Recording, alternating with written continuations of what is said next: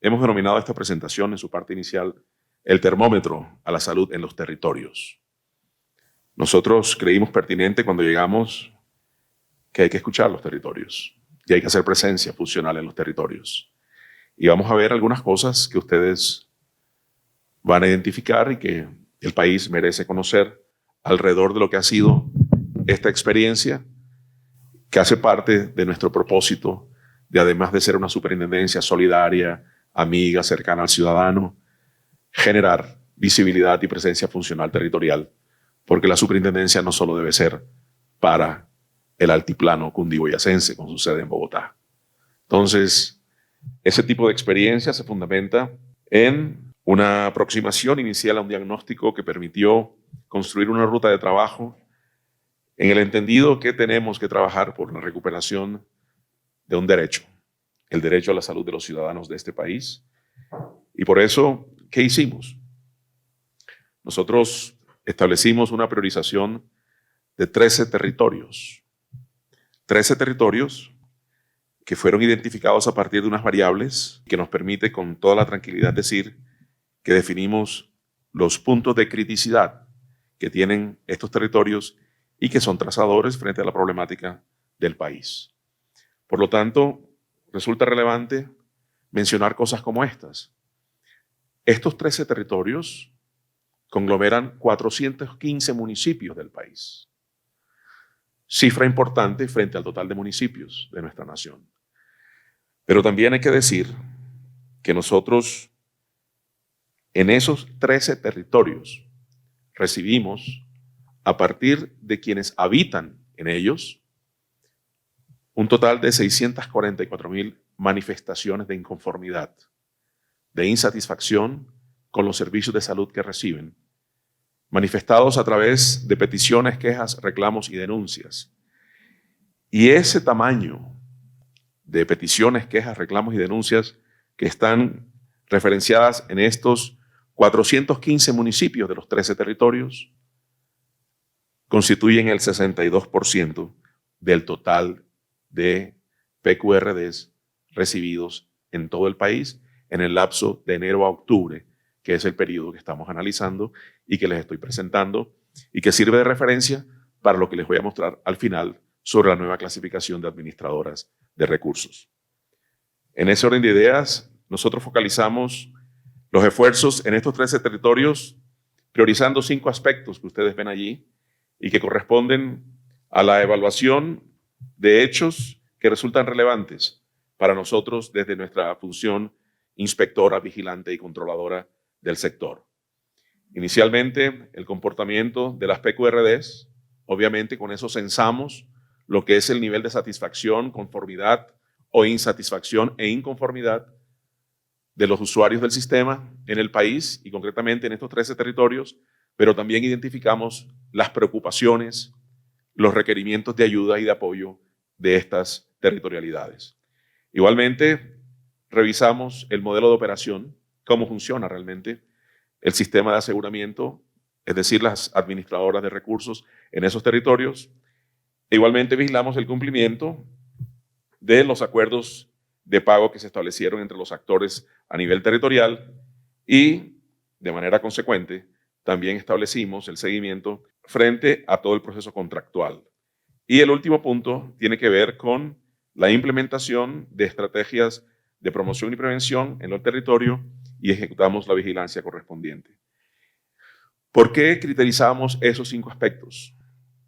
Porque tenemos que escuchar al ciudadano y tenemos que dejarnos orientar por lo que el ciudadano piensa y tenemos que hacer presencia donde el ciudadano dice que no está satisfecho con el servicio que recibe. Así las cosas, nosotros en el primer componente establecimos unos planes de intervención territorial y ustedes ven allí de manera sucinta cuál es el estado del arte de estos planes de intervención, de los cuales se aprobaron 8, hay seguimiento en 4 y hay 1 finalizado. Lo importante es que pudimos generar actuación frente al esquema de inspección, vigilancia y control y de interactuación de los actores con las administradoras de recursos en un total de 22 que fueron citadas y que ahí ustedes ven relacionadas, donde encontramos EPS del régimen contributivo, EPS del régimen subsidiado y EPS indígenas. En ese orden de ideas, todas las EPS que están autorizadas para operar en esos 13 territorios, allí fueron convocadas, citadas y establecimos el seguimiento correspondiente. Si me permiten, voy a relacionar cuáles fueron los 13 territorios para efectos que tengamos claro dónde hicimos presencia y qué encontramos, que es lo que me interesa tal vez, y de manera simultánea a ustedes también les interesa. Estuvimos en Casanare, Guaviare, Antioquia, en el distrito capital de Bogotá, Chocó, Valle del Cauca, Santander, Vaupés, Vichada, Risaralda, Bolívar, Meta y Putumayo. Allí se evidencia una primera realidad. Ustedes ven allí departamentos grandes, departamentos pequeños en población, departamentos extensos geográficamente, departamentos pequeños geográficamente en extensión, departamentos donde existe una gran cantidad de personas afiliadas al sistema, pero también donde existe, por la poca cantidad de habitantes, poca afiliación, y en todos existen un común denominador. Hay una afectación en la calidad de la prestación del servicio y por lo tanto hay una insatisfacción por parte de los usuarios frente a sus servicios, lo que hace que nosotros tengamos que concluir una primera realidad. Y es que el sistema está en dificultades no solamente en algunas zonas del país, sino estamos ante un sistema que en todas las zonas del país está en momento crítico. Y ese tipo de hecho se corrobora cuando nosotros identificamos los diferentes motivos que se abordaron en los territorios a partir de 3 hechos. Primero, a partir de lo que la gente decía, es decir, los usuarios. No solamente los que están enfermos y padecen el momento de la siniestralidad, sino aquellos que igualmente, sin estar enfermos, no reciben atenciones correspondientes al plan de beneficios en lo que tiene que ver con promoción de la salud y prevención de la enfermedad. Y ustedes ven allí lo que existe como temas críticos abordados, donde se encuentran la inoportunidad en la entrega de medicamentos, la deficiencia en los procesos de referencia y contrarreferencia, en lo que tiene que ver con traslados a niveles de mayor complejidad ante patologías de mayor severidad. Igualmente, no hay oportunidad en la entrega de autorización de servicios, inoportunidad en todo lo correspondiente a la programación de servicios ambulatorios, es decir, aquellos que no requieren hospitalización. No existe suficiencia en la red prestadora de servicios, pero además no hay oportunidad especialmente en la atención de medicina especializada, en varias de ellas de manera especial. Pero igualmente hay problemas en la programación de servicios complementarios, como por ejemplo el transporte de pacientes y los familiares, pero igualmente no existe una adopción en el componente del respeto integral a las rutas integrales de atención que deben darse como mecanismos de protección a la salud de las personas. Eso en lo que tiene que ver con hallazgos que se complementan frente a las inquietudes que tienen los usuarios cuando ellos colocan quejas y reclamos ante los administradores de sus recursos y no tienen respuesta oportuna. Al igual que hay fallas en la programación de exámenes diagnósticos y de laboratorio, y cerramos con lo que es unos cuestionamientos a aspectos relacionados con planes que tienen que garantizarse en la protección de la población vulnerable, como son todos aquellos esquemas de vacunación para proteger a personas de manera preventiva de la aparición de enfermedades inmunoprevenibles. Y ahí incluimos incluso todo lo que fue el seguimiento a el corona. Y allí, entonces, generó que la ciudadanía manifestara en esos 13 territorios cuando visitamos. Escuchamos, recibimos manifestaciones de intervención de la ciudadanía donde expresaron problemáticas relacionadas con las entidades territoriales, pero también con las administradoras de recursos, y el número de intervenciones de la ciudadanía en las que manifestaron preocupación por lo que estaba pasando en su salud y en la de sus familias fueron 320. Eso nos llevó a generar 11 metas de trabajo, a las cuales asistieron 164 personas, entre responsables legales de los diferentes agentes del sistema. Queremos decir que nosotros convocamos a los representantes legales para tomar decisiones. No permitimos que a esas reuniones asistieran ejecutivos de segunda o tercera línea que no tienen posibilidad de tomar decisiones, para efectos de poder cerrar compromisos como lo que les voy a presentar a continuación. Se caracterizaron problemas a partir de esas intervenciones pretendidas por los ciudadanos relacionados con las administradoras de recursos, pero también relacionadas con las funciones de las entidades territoriales. Las entidades territoriales, como ustedes conocen, hago referencia a lo que son las secretarías territoriales de salud, tanto de orden departamental, distrital y municipal. ¿Y por qué hago referencia a ello?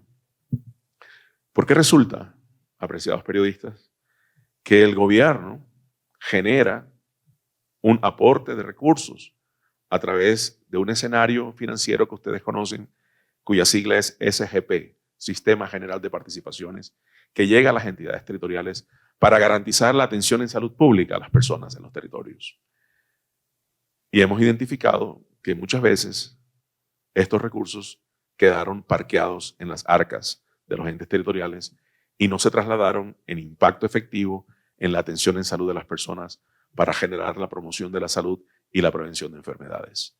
Obviamente, allí también la superintendencia tiene actuación no solamente como inspectora y vigilante, sino como controladora.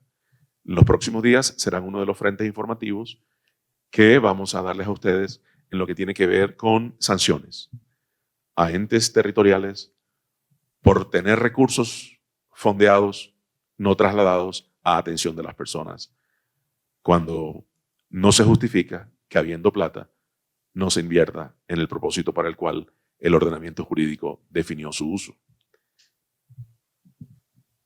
En lo que tiene que ver con flujo de recursos, que es uno de los grandes problemas del sistema, hicimos 6 mesas de flujo de recursos, donde se establecieron acuerdos de pagos por un poco más de 37,000 millones de pesos y se establecieron compromisos de seguimiento a 130 acuerdos de pago.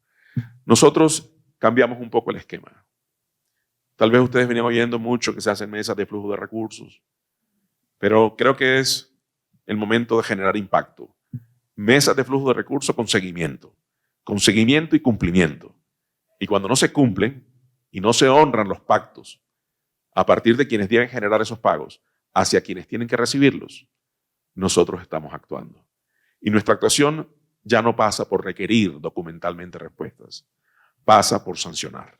El componente de contratación, que es fundamental entre los actores del sistema, es una de las grandes dificultades. Estamos cerrando la vigencia 2022 y hoy, a esta fecha, tenemos todavía en algunos entes territoriales contratos sin formalizar, sin suscribir por parte de quienes tienen la representación de las partes intervinientes en el acuerdo de voluntad, lo que quiere decir que aún tenemos próximos a cerrar en un par de días del año contratos sin formalizarse para esta vigencia.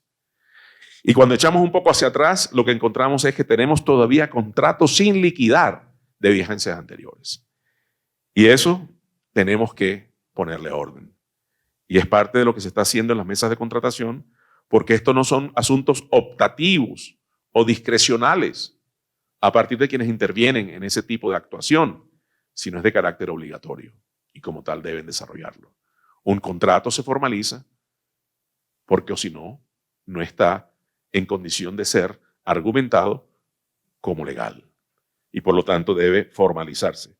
Pareciera que hubiera algunos intereses de parte de algunos en no formalizar para poder evitar después reclamaciones en este tipo de interacción entre actores. Y ahí establecimos 10 alertas que presentamos inicialmente en estos 5 puntos y que creo que es importante compartir con ustedes. ¿Por qué son alertas? Sencillamente está marcando una tendencia reiterativa, sistemática y constante que está conduciendo a un sistema a no garantizar a quien esté afiliado igualmente goce de protección, sino simplemente está afiliado y deja de estar asegurado. Entonces tenemos 5 iniciales, como son la falta de garantía en el acceso, especialmente en zonas dispersas y rurales. Pero también tenemos zonas dispersas urbanas y tenemos dificultades en esas grandes ciudades que manejan esa doble condición de tener unas zonas donde existe gran oferta de servicios y otras donde carecen de acceso por una u otra razón. Pero igualmente hay dificultades para que puedan acceder a través de los diferentes canales presenciales y no presenciales los usuarios hacia sus administradoras de recursos.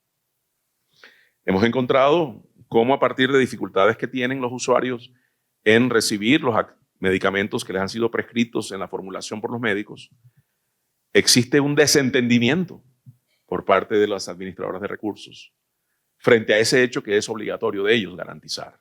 Y prácticamente le trasladan la responsabilidad al usuario para que de algún modo él se pueda conseguir por sus propios medios y recursos los medicamentos que a través de la plataforma del aseguramiento deberían suministrarle a ellos de manera directa.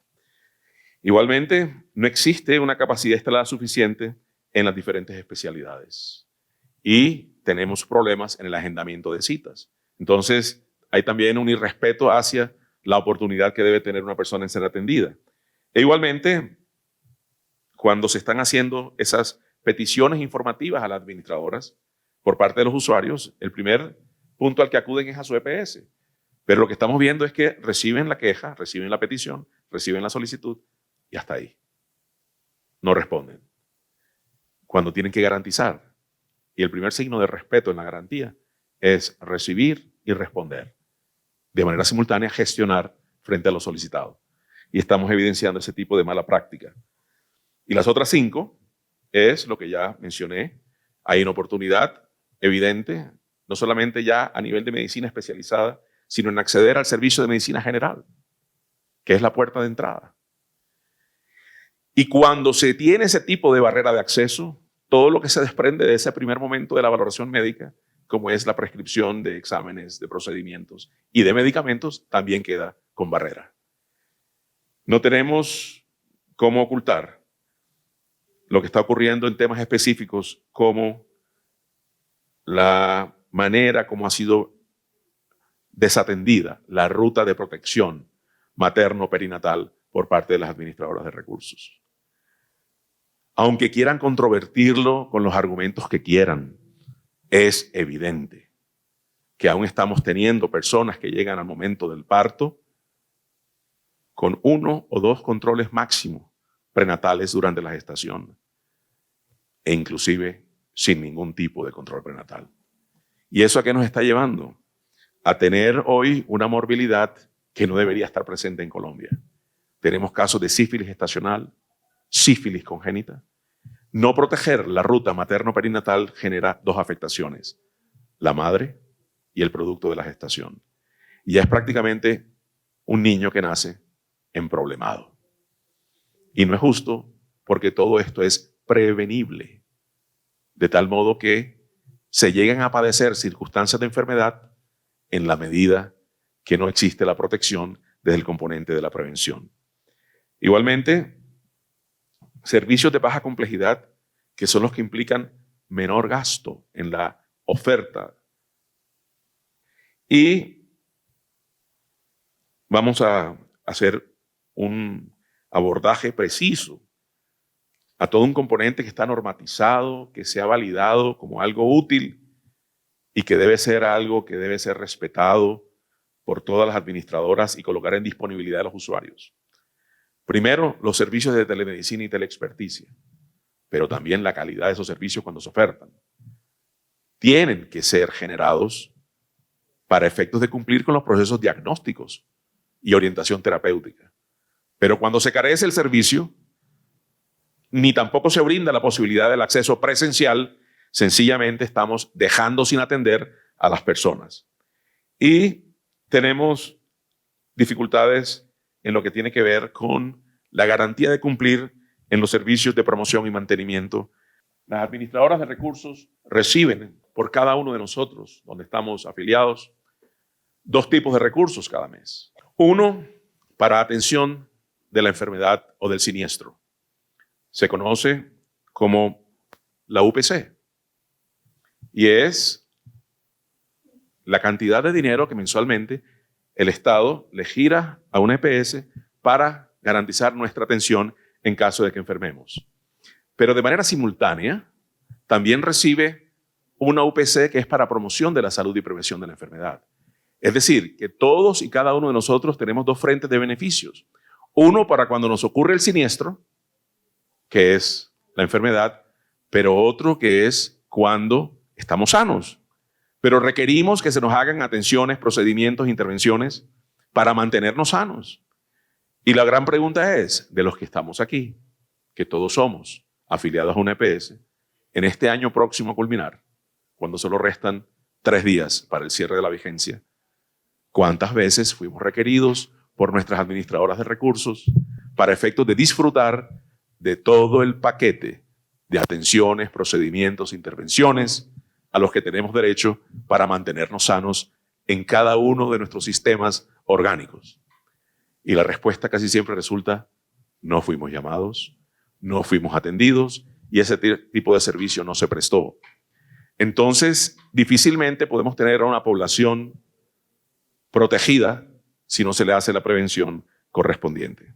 Esto es lo que yo siempre he dicho en todos los escenarios donde me he presentado, donde he llevado algún tipo de discurso, ponencia, participación o exposición. Nosotros en la superintendencia estamos tratando que volquemos nuestra energía hacia la cristalización de un sueño, pero que además es válido y legítimo de cada ciudadano en este país. Y es que no solamente seamos un país donde en teoría hay un derecho fundamental de la salud, sino donde hay un derecho fundamental que todos tenemos el derecho de disfrutar.